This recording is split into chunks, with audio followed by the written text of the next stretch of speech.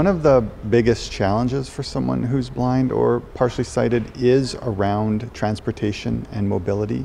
And this is largely because so much information is presented visually.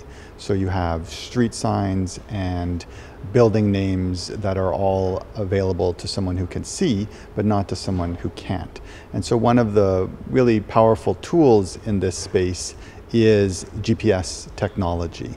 It can take that information, like street names, like street names, building names, that sort of thing, and turn it into a non-visual way of communicating, presenting it via speech, for example. And that really allows a blind person to navigate the environment in a much more independent and confident manner. Some solutions will work for some groups, but not others.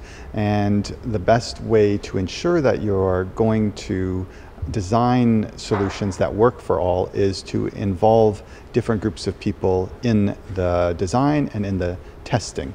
So there are standards that you can use if you're designing an app or a website, and that will ensure that it's going to be designed in an accessible manner. So I would suggest looking to those standards, but then also including feedback from different types of users as you're designing and as you're testing those solutions. And that's the best way to ensure that you're going to have an accessible solution that works for everyone. I do think we should do our best to ensure that digital options are as accessible and inclusive as possible. But even when they are designed well, there are still going to be certain groups of people who really need that face-to-face contact. One example that we might think of is purchasing a ticket for an airplane, for example.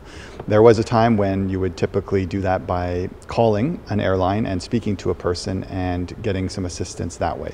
We've now shifted that to websites and apps.